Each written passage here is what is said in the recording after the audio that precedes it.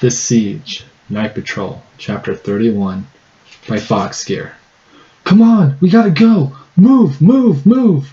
The sound of hooves clattering against the wood as 3 ponies gallop at full speed down the decimated hallways. The floor creaked and moaned as the wood beneath their hooves cracked and snapped with every stomp.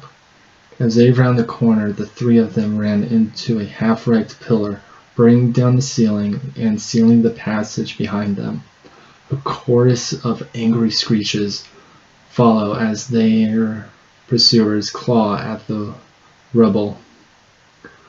The 3 ponies continue on their way, stomping at a junction where a small trickle of sunlight streamed down through the floors of the wrecked airship, the solar flare. Shock, Jockey, how are you holding up? Terrifica, one of the triplets, asked, passing around the canteen. The 2 light blue Renin drank hurriedly, tiny sparks of electricity surging between their lips as they drank. The Thunder Brothers are ready to go, they replied in unison, a flash of blue lightning dancing between them as they bro-hoofed. Terrifica rolls his eyes. Used to the 2's antics since having been placed in a squad with them. He'd rather have his brothers, Thrice and Trinity. They were called the triplets for a reason, and he felt off not fighting beside them. Alas, he didn't have much choice.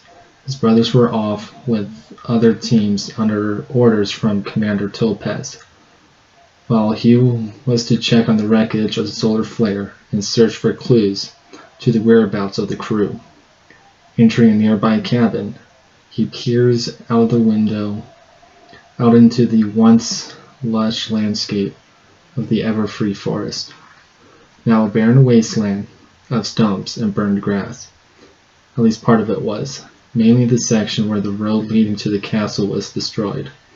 Since the Griffin began their siege on the castle, they've cut out a great amount of the forest for resources and to lessen the forest attacks on them. They found out the hard way what happens when you cut down an ever-free tree. It didn't go down without a fight.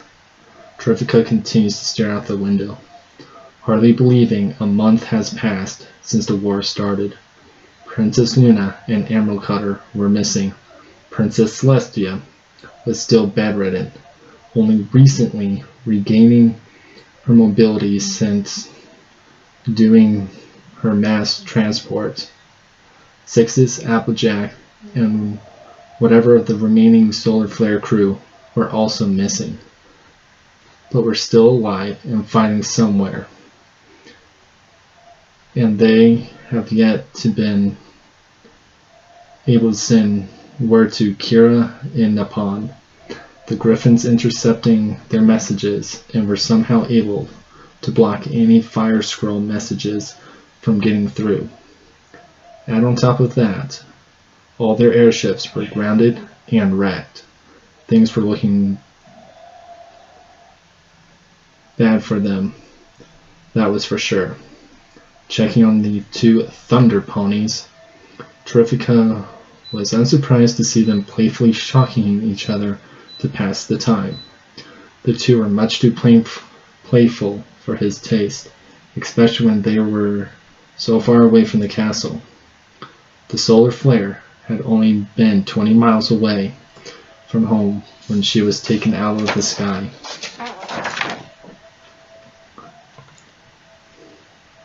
Still, it was clear the crew put up a heck of a fight.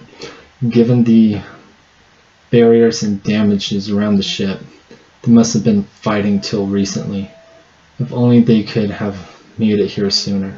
Shock, go and check out the next section of the ship and see if you can find some clues to where the crew went. Jockeys? Sorry, boss, no can do, Jockey interrupts, making Terrifica grind his teeth. I know you don't work with us often, But remember, me and my bro here can only use our thunder if we're together. So where one goes, the other goes, and all that. You get me? He rubs the temple in frustration. Fine, I don't care. Just be quiet. The enemy is still around. The two salutes and trots off, poking each other with lightning. It was official. Those two were going to get them killed. Why couldn't I have been paired with Nightingale? She's been acting crazy, but at least she's professionally crazy. I wonder how she's doing. She shouldn't be too far from our location. The ship began to rumble, intercepting his musing. He didn't have to guess what happened. Thunder Brothers! Ho! Terrifica rubs his temples. This was going to be his entire day, wasn't it? Sighing deeply, he gallops down the hall to the brothers, and to no surprise found them fighting a bunch of griffins. The two were running in circles around the griffins, zapping here and there with their custom lightning teleportation spell. They looked like a blue bolt of lightning flying through the air, moving randomly and chaotically through the air with no sense of where they were going, which he was certain was the case. Stop fooling around and take them out! He roars, unleashing a wave of fire at the griffins. The flames hit their armor, causing it to light up with ruins. The flames were quickly eaten by the enchanted armor. This was just great. Anti-Renin troopers, griffins outfitted with armor customized with magic to neutralize Dragon Pony's abilities. There weren't a lot of them, but they were dangerous without a doubt. One trooper wore a necklace of claws around his neck, trophies from his fallen brethren. Seeing with rage, Terrifica rushes the trooper. Grabbing him by the chest plate, he hoists the griffin up. The griffin's beak opens, letting out a horrible screech. But that was what he wanted. Just bellowing, Terrifica breathes fire down the griffin's throat, burning the body from the inside out. He rips the necklace from the griffin's neck, kicking away the burning body. Run! He orders the twins. The three quickly jump down a hole in the floor, making a break for the lower levels as their pursuers reorganize. Why are we running? Shock questions as they descend to the engine room. Yeah, we can take them, Jockey agreed. That's not our mission, he rebukes. Our mission is to get the engines and make this wreck burn before the enemy can use our own technology against us. After that, we need to find the missing crew and get them back home safely. You two did remember our rally point to meet up with Nightingale and her unit, right? The twins nod. Good. Now keep quiet and follow me. The engine room should be just over here. The three enter the wrecked room. Hard to believe, a month had already passed since the solar flare went down. But the ever-free forest was already growing through the bottom of the ship. Not that it was anything Terrifica needs to worry about. He just needed to focus on fighting Sixes, Fury, and Applejack. Now ponder why weeds were growing through the bottom of the ship so fast. Doesn't look like the griffins have been down here yet. I don't see any tracks. He observes, stepping into the forge. Passing by one of the gym generators, Terrifica peeks inside. The gym is gone. This one too, Shock states from the opposite side of the room. Same here, chimes Jockey from down by the main engine. Looks like all the gems are gone. Terrifica brow frowns. Why were the gems gone? Were they destroyed in the crash, or did the crew take them? It was hard to fathom that the crew had time to take all the gems out while fleeing, unless they were already began removing them as they went down. And if that were the case, why? Let's check out the main engine body. There might be some clues there. After that, we need to get out of here. Those griffins won't be far behind. You two remember what to do, right? You know it, Commander Try. We'll blow this place sky high in one go, Shock said confidently. Just give the word and we'll thunder, brothers. This place to smithereens, Shocky said with a glee as sparks showered from his horn. Why couldn't these two be more professional? Would it have been that hard to find some other ponies for this mission? Terrifica sighs. He was going to lose count of how many times he's done that today. Whatever. Just come with me. Got it, boss. Trying to the back of the engine room, the three sally up to the massive machine, admiring the engineering behind it. Gadget, or rather Starwind, had put a massive effort into upgrading the engine since the first model, making it more powerful and reliable. It's a shame they'll have to blow it up. Shock, Jockey, charge up and blow this thing. I'll keep watch, Terrifica instructs, taking point towards the middle of the room. He kept an eye on the door, while the twins charged up their attack. They couldn't let the griffins recover the engine, or anything in this ship. It all had to be destroyed. The sound of feet rushing down the stairs could be heard. Terrifica prepares himself for battle, readying a fire blast to block the entrance and slow the enemy advance. He just needs to buy the twins a few minutes.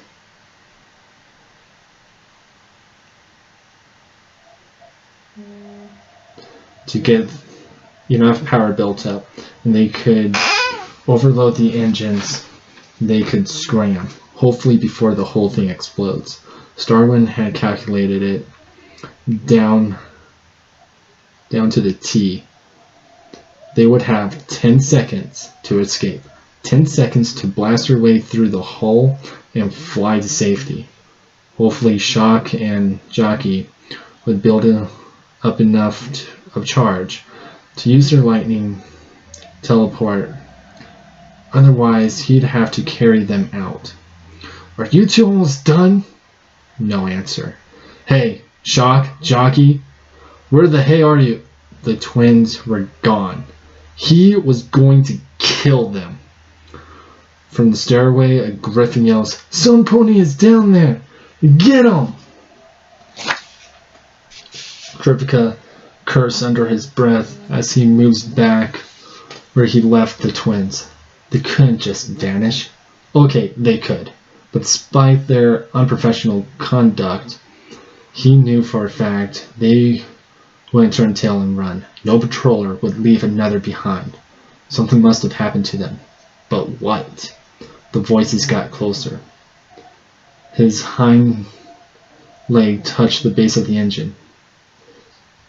He had a few options. He could stay and fight, run away and fly the army outside, or he could hide and try to lose his pursuers. Hiding probably the logical thing to do, but he was in favor of the fighting option personally. Dang it! No choice then. Growling, Terrifica dug in for the fight. He would need... What was that sound behind him? A voice said, "Come here." There are no ponies here. I swear I heard them. Shut up! We gotta find them. We can't return to the king empty-clawed again. The squad leader quacks angrily. Ponies are tricky.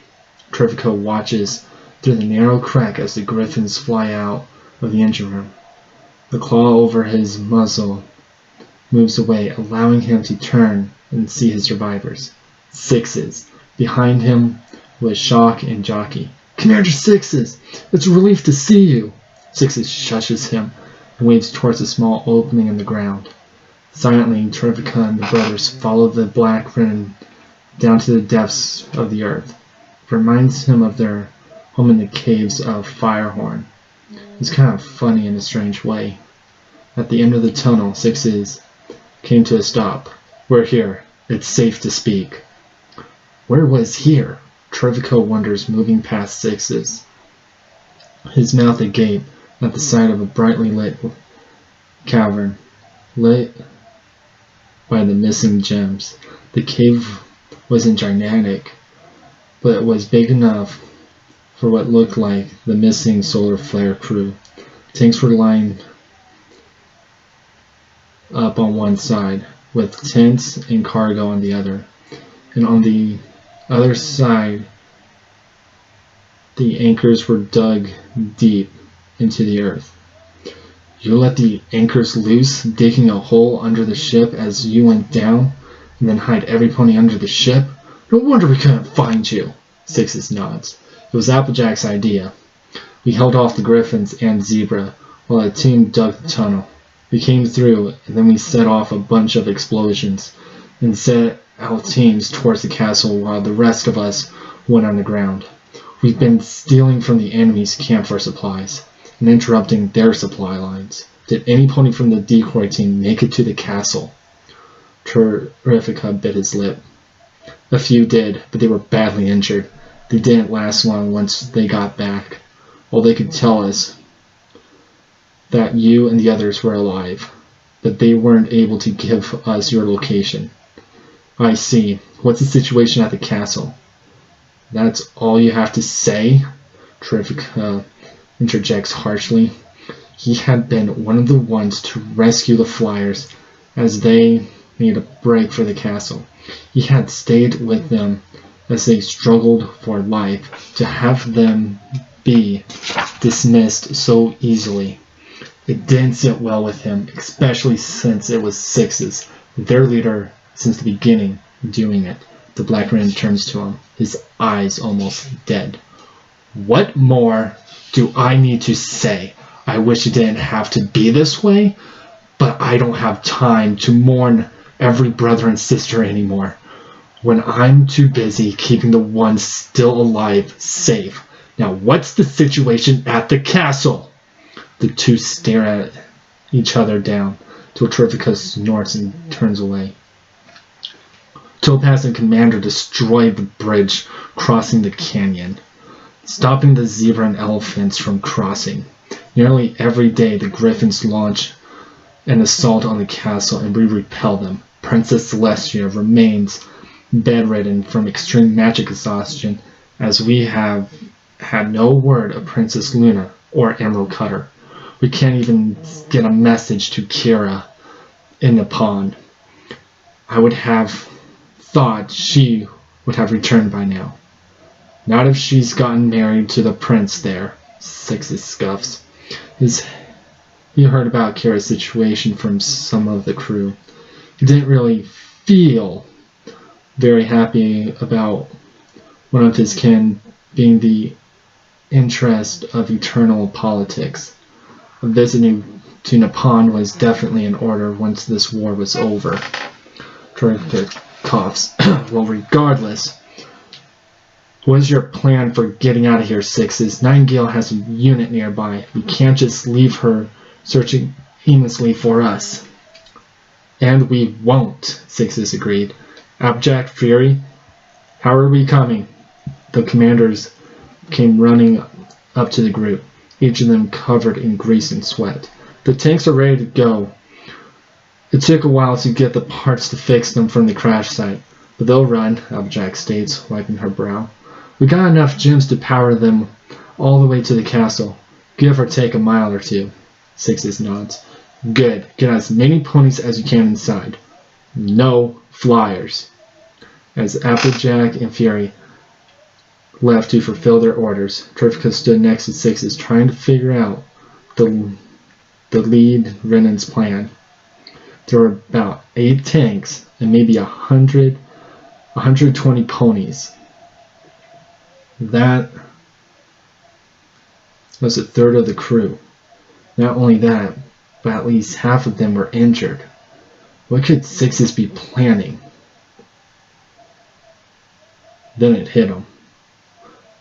You're going to use the tanks to get them back to the castle and then fly them across? Do you have any idea how dangerous that is? Those machines ride rough. There's no way to transport injured personnel. It's the only way we got, Sixes rebukes. If I had a better way, I would use it, but the dirt's too soft to dig a proper tunnel, and we're too far away from the castle to dig one anyway. The only way left is to fight our way to the castle and hold off the enemy till we get every pony across. Do you have any idea how many you could lose doing this? Sixes snorts and then grabs Terrifica, pushing him against the wall. What makes you think I don't realize what could happen? Do you think I would do this on a whim? Do you think I haven't looked into every possible option I could think of? Now you listen to me try, and you listen well. You're going to do this, but I'm not crossing that canyon until every pony is across. Got it? Six's grip loosens, letting Terrifica slip to the ground, catching the Knight Commander lurk away. He let out a sigh as Shock and Jockey helped him up. Worried expression etched into their faces.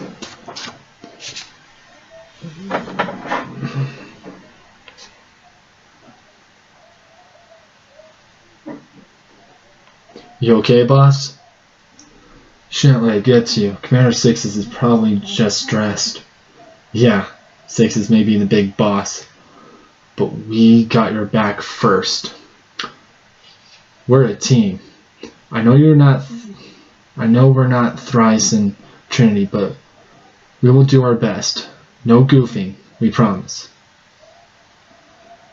Terrifica smiles, ruffling their hair, getting a few shocks for his trouble. Thanks, you two, but we have our orders and we gotta follow them. This isn't the first time Sixes has led us into a near-suicide mission, and it probably won't be the last. It just irritates me sometimes. The twins look to one another. What's your beef with the commander? He smiles and shook his head. It was a long time ago, back when we were in the caves, before we met Princess Luna. We held a bit of a feud about who the leader should be at first. Let's just say I was on the opposite side of Sixes. That's the past, though. Let's go help. Roger that! King Severus paced back and forth in his tent, his brow a constant frown as he looks over the map, showing his army's position. His griffins were facing heavy casualties, with the bridge going to the castle gone.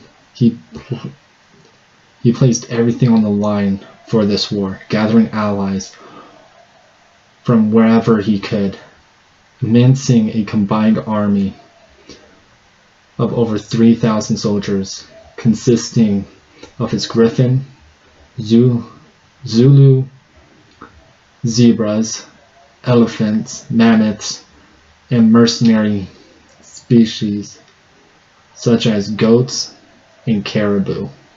However, the missing bridge made over 2/3 of his army nearly useless. He had a plan to charge across the bridge and take the castle right away and then move to Canterlot, but that plan was scraped, as his griffins were the only avian units they had. Everything else was land walkers, and they were sitting around being useless. Even their efforts to build across the canyon had been thwarted. Any attempt was immediately destroyed, and the workers killed. Trying to go around through the ever-free forest was equally pointless. Units would be lost or killed during the passage, and the ones that did make it barely had strength to stand and fight, and were quickly dealt with by the pony defenders. As of now, they were conducting siege weapons to attack the castle, but they were always being sabotaged by enemy raiders, which had left Silverus with no choice but to divide his forces. He sent the goats and caribou with the remaining mammoths to take Canterlot, but the city was holding better than expected. The mountain city's natural defenses were proving to be too tough to breach with land units alone, but he could not afford to send any flyer units to aid them. He needs every flyer he could get to launch his assault, and his allies refused to send their own units to aid the mercenaries because of Princess Celestia's presence in the castle. No one wanted to miss the chance to take down the princess. "Darn it! This is taking too long," Severus cursed under his breath. The longer it took to take the castle, the more supplies and money they used. According to the treasurer, they only had enough supplies to wage war for roughly 2 months or so. After that, the Griffin's economy would suffer. And not only that, but the longer it took to get to the castle, the closer Celestia got to recovering, and after that, it was all over. "Hoofenstein, you are certain your countermeasures against the princess will work? I'm putting a lot of faith in you, you know."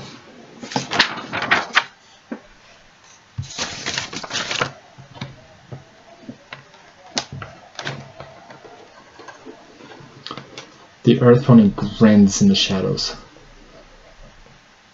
"I wouldn't worry. My pet has already neutralized the Princess Luna. She can deal with Princess Celestia with little effort. Have faith, my dear Midnight Moon King, dear King. I fear you put too much faith in that monster, if she's as powerful as you say. What is there to stop her from turning on us when Celestia is gone?" The doctor shrugged. "Then that is the way it will be. I'm more interested in the journey than the results. Actually, I'm interested in both. As they say, don't worry about things you don't know. If my fake alicorn proves to be better than natural alicorns, I will be content with the results either way." "You worry me, Doctor. You're the one that pushed me into this war. Don't test me with your glass half full theology. Now where is your creature?" "Nightmare Moon? She's resting. The battle was very intense, and even the strongest need to recover. Remember, better to wait and attack with full force than rush and fail. I assure you, victory will come soon enough, if you're patient. You don't want to make the same mistakes as your father, right?" Silverus clenched his beak tightly. "You're dismissed." The doctor chuckles as he walks out, causing Severus to grind his beak. He hates that pony so much. Taking a calming breath, Severus pours himself a glass of wine. He sniffs the contents, taking in the aroma before savoring the taste. How it calmed him. Gingerly he sips, each sip relaxing his nerves. The sound of his tent flapping open made him sigh and put down the glass. This better be... Oh, Lady Zelka, what I owe this visit? He greets the zebra Amazon with a bow, offering a glass of wine, but she refused. From her demeanor, Severus guessed she was upset about something. Lady Zelka, is something the matter? The zebra eyes around the tent before speaking. We will be frank with the Griffin King. We are leaving. Severus' eyes widen as he quickly tries to compose himself. Leaving? What do you mean, my lady? This war is too drawn out. We have already acquired a great prize. No need to waste time here. The Amazons are returning home. Our territories will be in danger if we stay much longer. Also, the zebra lands are not in friendly times. Other chiefs will strike if I stay away for too long. Goodbye, Griffin King. She left. Just like that, she left, and he could only stand there with his mouth hanging down. He couldn't even gather up the will to chase after her. After all, what would be the point? If he tried to keep the Amazons here, they would fight back, and then his forces would be fighting themselves. However, once they left, it would only be a matter of time before the others start to leave on their own. What could he do? What can he do? Sire, what is it? He screams at the soldier. The soldier stuttered, pointing out of the tent flap. The enemy is pushing through our lines from the back. Severus pushed the lad aside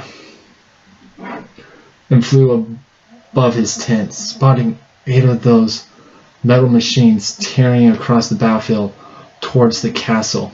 A flock of dragons and Pegasi ponies circling around the machines and providing cover. Zulu, send your elephants to stop them. Stop them before they get to the canyon. The zebra salutes and ran to the chaos. Severus looks on with a grim face, watching his army scatter and fall as the ponies made their mad dash to refuge, leaving fire, lava, and lightning in their wake. What monsters they were, and he the fool that challenged them.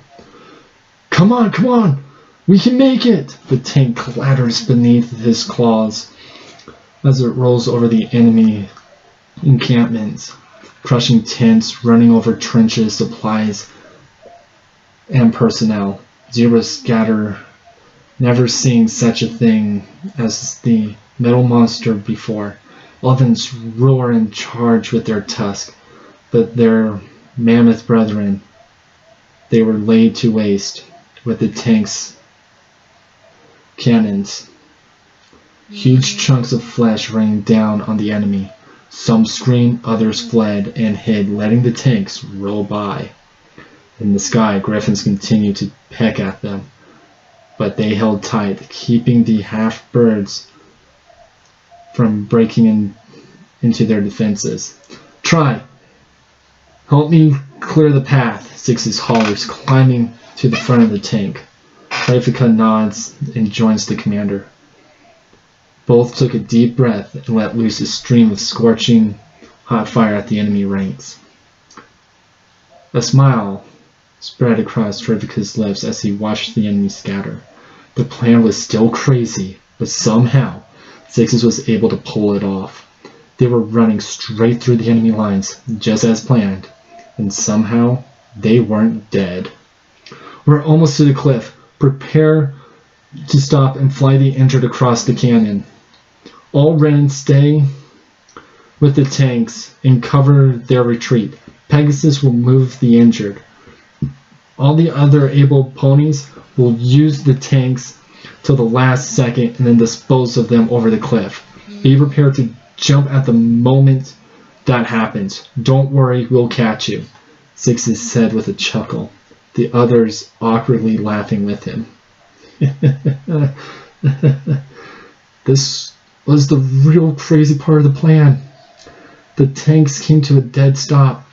Slowly the drivers turned so the cannons were facing at the rallying enemy.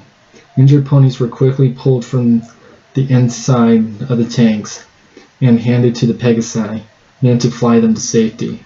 Triffica, along with Shock and Jockey, took up positions between the tanks. Beside them were Sixes, Fury, and Applejack, along with other remaining Renin. The Griffin ranks regrouped, forming a massive line of troops. Elephants pushed large siege towers fitting with large iron shields, thick enough to stop the tanks' rounds, providing the Zebras and Griffins cover as they advanced.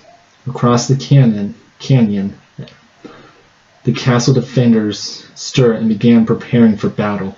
A team of flyers working to make a makeshift bridge to help the injured across. This is it! Get ready for the fight of your lives, Sixes yells, breaking from the group, spitting hot lava across the battlefield. Some of the towers turned to avoid it, while others were too late and caught fire. Fire! The ground shook as the cannons blasted the rounds and bouncing off the iron plates, flying off in random directions. Some flew over the shields, the shells bouncing through the enemy lines. Catapults fired back, sending pony-sized rocks flying at them. Triffica pressed his body against the tank as the stones bounced off the metal hull. One stone clocked a pony in the skull, crushing his head. Are they done yet? He yells as more and more rocks and other deadly objects were hurled at them. Peeking back to the other side, line of ponies was waiting to join the fray, but they wouldn't move until the enemy was closer. It sucks, but they couldn't endanger more ponies than needed. However, that didn't mean the castle defenders were going to stand by. Cannons were being rolled out, and as soon enough, the roar echoed as they fired. From the castle ranks, a bright orange light broke away and flew across the canyon, cutting its way through the flying stones and arrows. One landed right in front of Triffica, cut perfectly in two and still glowing with hot magma. Commander Topaz? Sorry I'm late. Glad to see you're all alright, for the most part at least, the Orange Commander jokes. Took you long enough, Nightingale scoffs as she bats away stones with her metal wings. What were you doing, sipping tea while we were busting our flanks out here? Yeah, something like that, Topaz grins, much to Nightingale's irritation. He then turned to Triffica and pats the triplet on the shoulder. Good job, I knew we could count on you. The injured are across, let's go. Fury hollers over the makeshift bridge as Applejack and the rest of the land ponies make their escape. Change the plan. Tank drivers out. Sixes, Topaz, take care of the rest. The two ran a nod and fell back to the cliff and unleashed a frenzy of lava and plasma, destroying the tanks in an instant, using the smoke as cover as they crossed the canyon to safety, cutting the bridge behind them. This was usually the end of it. The enemy forces have never managed to get past the castle's cannon fire. Today was different. They kept charging with their iron-plated siege towers, the cannon rounds simply bouncing off the iron. What were they planning, the pony commanders wondered. The enemy continued to push the siege towers towards the edge of the canyon. Did they intend to drop them off the cliff? No, that couldn't be it. We gotta stop them! I know what they're doing! Topaz suddenly yells, but it was too late. The siege towers came to a stop right at the edge of the canyon. Ropes were shot from the tops of the towers into the adjacent cliff as the zebras and griffins inside pulled while the elephants pushed, sending the tower toppling over. The top of the tower hit the other side of the canyon, and zebras poured out from within as more ran across the newly placed bridge. "We gotta take them down!" Applejack cries frantically, running for the tower as more towers were knocked over. The gathered women nod and together fired one massive blast of fire at the armored tower. But glowing ruins engulfed as the metal plates quickly ate up the fire. The towers were made of anti-venom armor. Sixes shouts, "We gotta rout them before too many get across. Every pointing to arms. Get these guys out of our home!" With the resounding battle cry, Sixes and the others charged forth.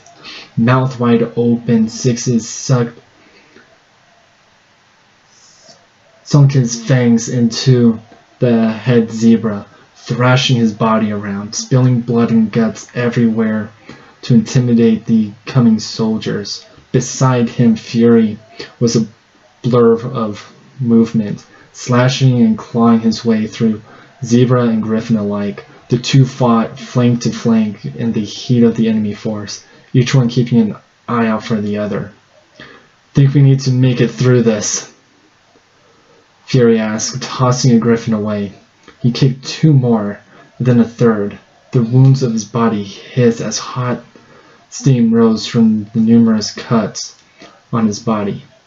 "You gonna be okay?" Sixes asked, noticing the steam. "You're not gonna explode on me or something, are ya?" Fury chuckles. "Nah, it takes a lot more than this before that happens again." "Good. Would hate to try and gather up all your ashes in this mess," Sixes jokes, thinking back to the last time Fury turned into ashes. But it did make him wonder, how many times can you do that? Fury kept silent, knocking aside a zebra and then a griffin. He didn't know how many times he could do what he did at the factory, how many times he could turn into ash and come back like a phoenix. He's done it 2 times already. 2 times too many in his book. "Don't worry about it," he said to Sixes as they continued to fight, with more and more of the enemy gathering around them. The enemy ranks suddenly split, creating a straight line to the bridge.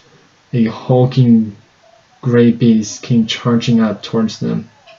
Great, the elephants were across. "We can do this. Come on, y'all!"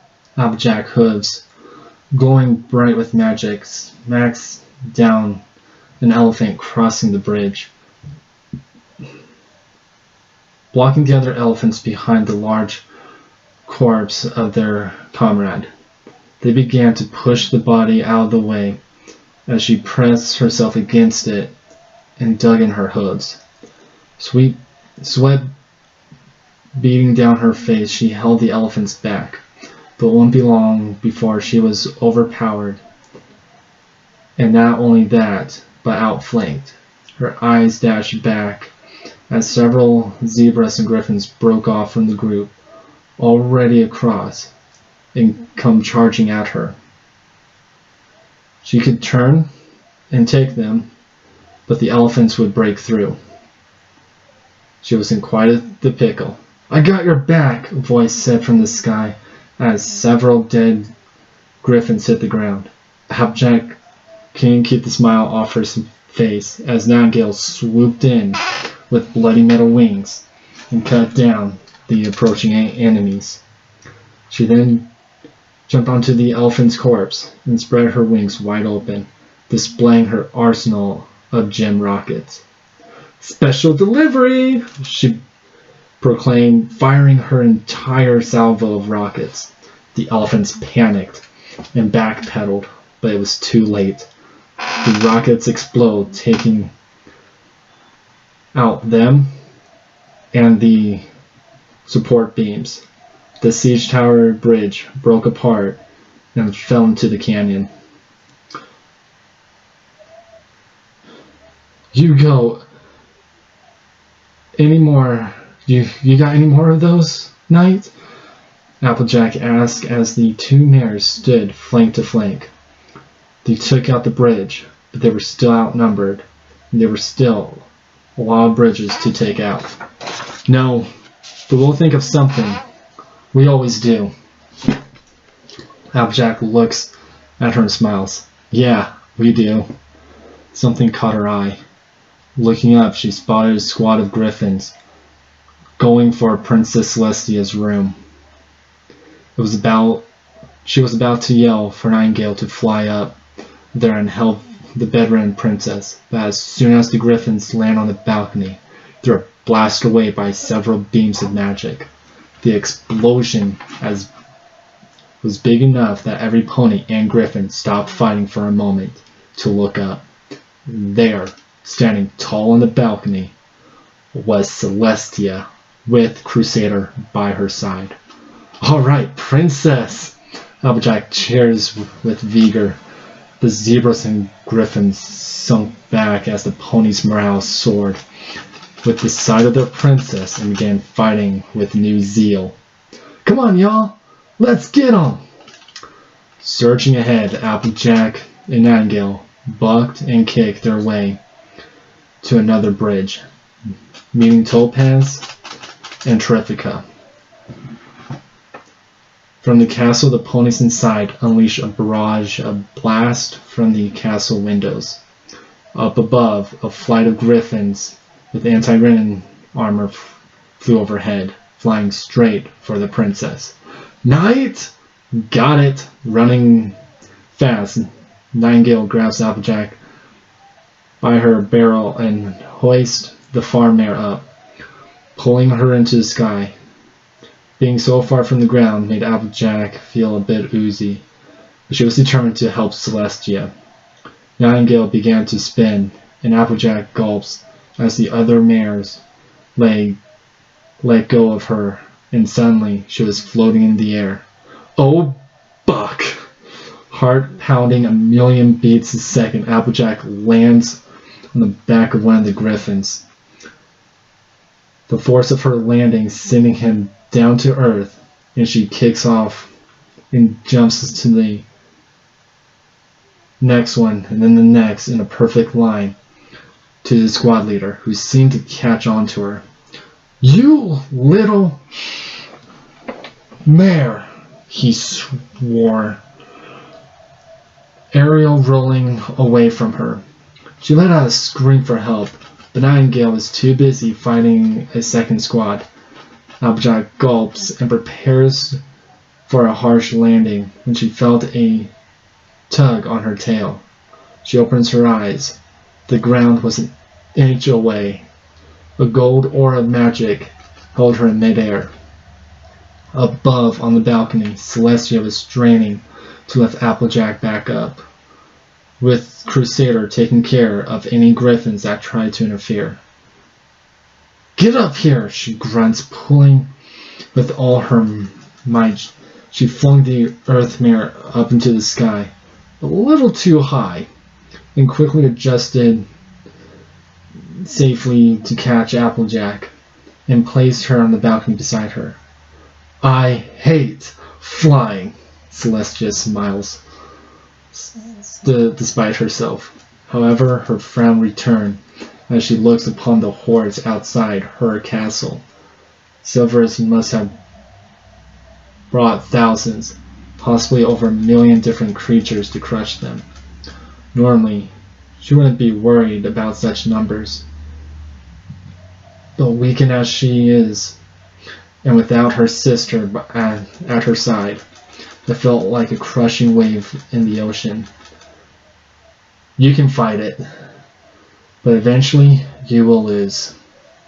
"Hey, Applejack," Celestia said softly, breaking the orange mare's rant of how much she hated being off the ground.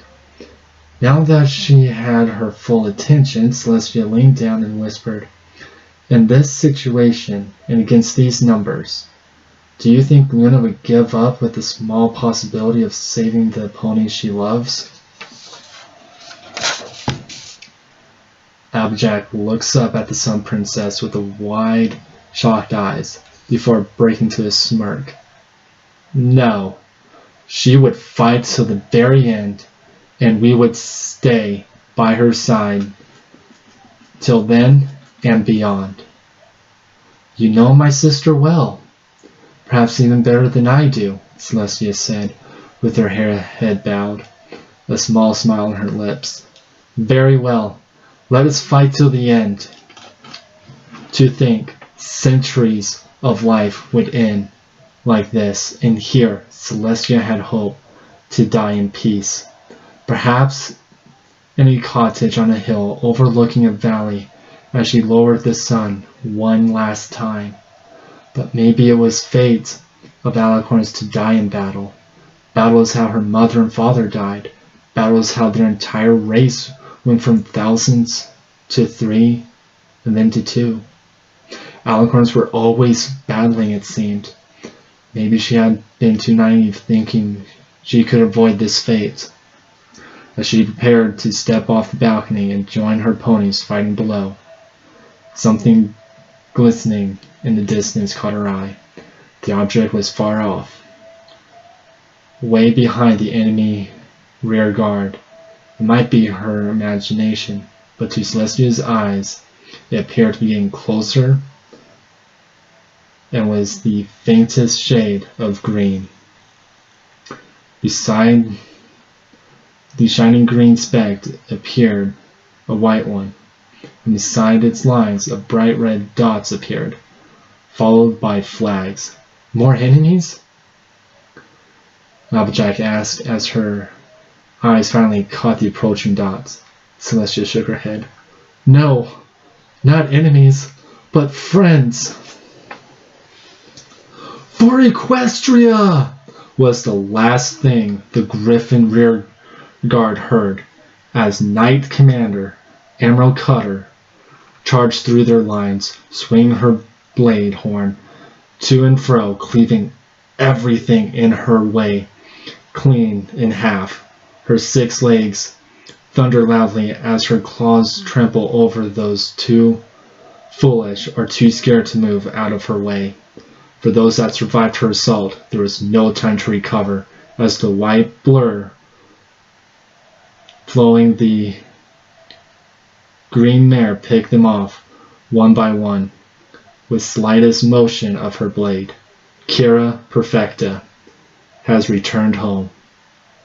Dancing between Emerald's left overs, Kira held an ornament katana and watashi in her front legs, gifts given to her by the Prince of Nippon and her fiancé. She chuckles softly as the honored guard her stallion to have gave her struggle to keep up, followed by Nippon's army.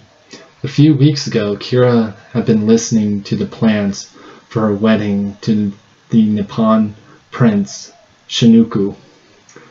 After receiving noble status from the princesses, she had delayed her reply to the princesses about the wedding, in case Princess Luna had a sudden change of heart about the whole affair. Her Princess of the Night could get over emotional at times. However, the last thing Kira had ever expected was for Emerald Color to show up in Nippon, battered and bruised and barely clinging to life. Her fellow monster pony had made the 3-day flight journey by land in over 5 days in all, while heavy injured. Amy didn't speak of the cause of her injuries, only that Equestria was in dire need of assistance by Nippon Army, a request her stallion to be was all too willing to accept for her.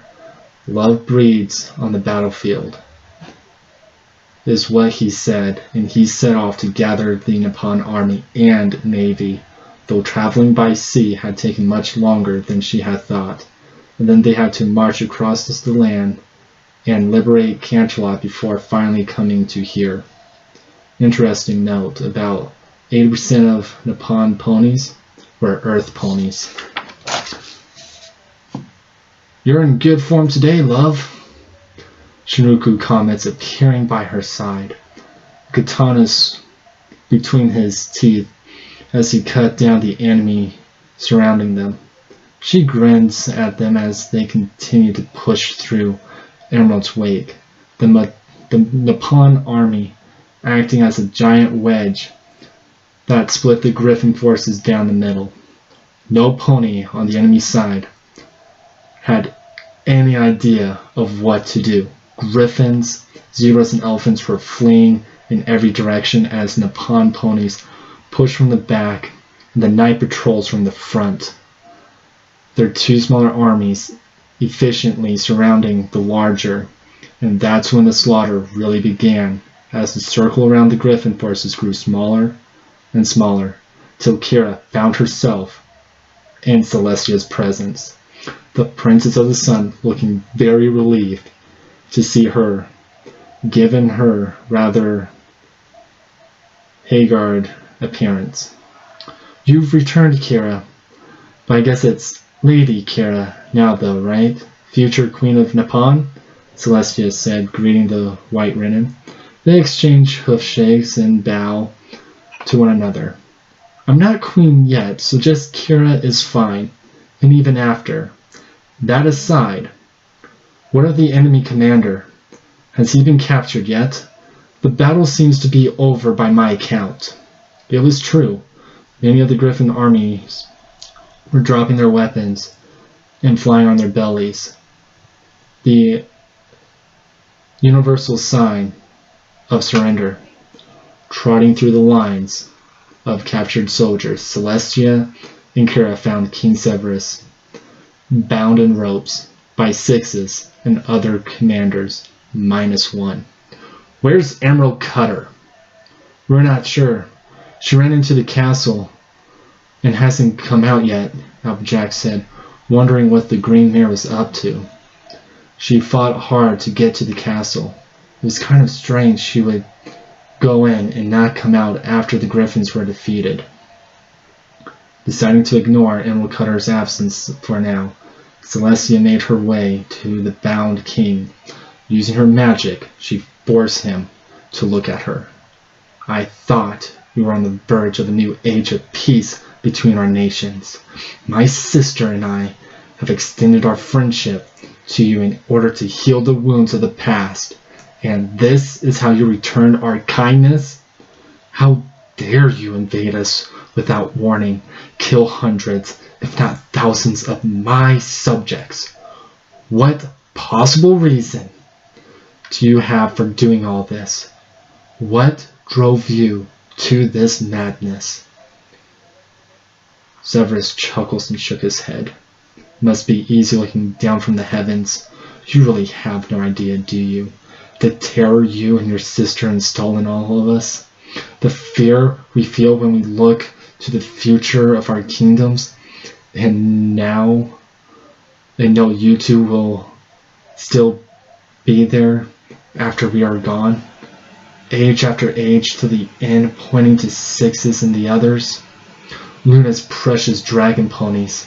Well, this time I've made a monster, and she will bring an end to your tyrant reign on us all.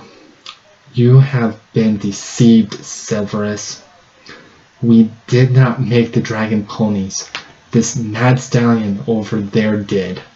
She points to Hoofenstein, who bore a wide smile for some reason. She will get back to that. He stole foals and played God with them. He tortured them and used them for his own lust for immortality. And he has tricked you. Can you not see it? Maybe so, the Griffin King said solemnly. But if it gets rid of you, then I will Embrace any darkness. Celestia was about to question what he meant when a spear of shadows shot out of Severus' shadow, killing him. All around, the captured enemy soldiers were slaughtered with the same method. There, bodies slumping over the ground as a high-pitched cackle echoes through the battlefield. A sudden chill fills the air as purple mist drifts in, darkening the sky. Celestia shivers as she felt a strange sensation, like something was being cut from her. Looking up, she saw the sun, her precious sun, being overtaken by a large black shadow. At first, Celestia wondered what could be big enough to do something like that. It didn't take long for her to realize there was only one thing in the world that could do such a thing. The moon. The moon was being used to block out the sun. With her flinching powers were weakening even further. There was only one pony in the world that could do such a thing. But the question was, why? What is the meaning of this, Luna? This is not the time for pranks. No, it's not, my dear sister, Luna's voice whispers in her ear. Her tone was cold and menacing, making Celestia's coat stand on end. It's time for revolution, a time for a new age, namely mine. What are you? Celestia didn't get to finish as she felt the sharp point of her sister's horn pierce her body. The gathered patrollers gasped as they watched one princess stab another, staring in horror at the sight. Princess Luna smiles and stood tall with her sister's blood dripping down her horn. My faithful subjects of the night, your princess has returned. Let the age of the night begin.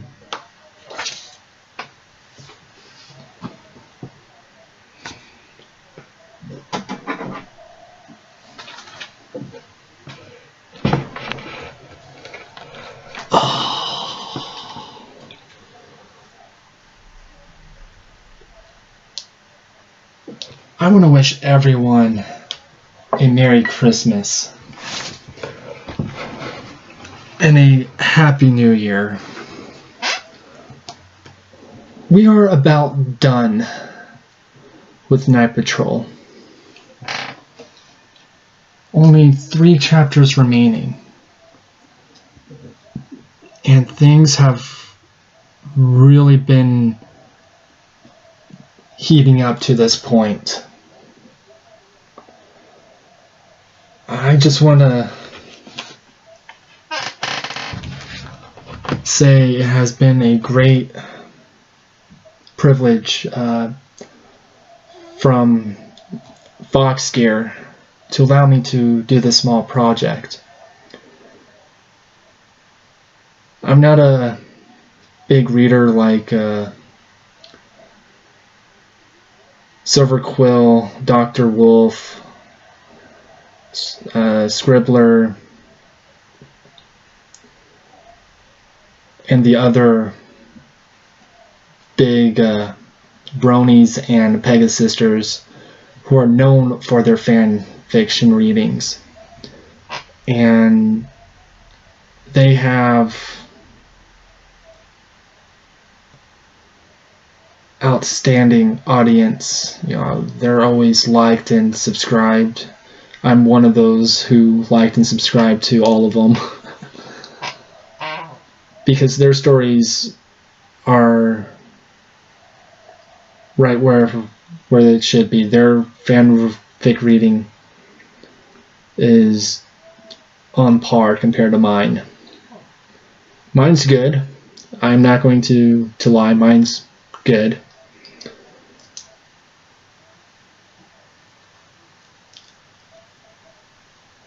I'm just glad you guys have enjoyed this.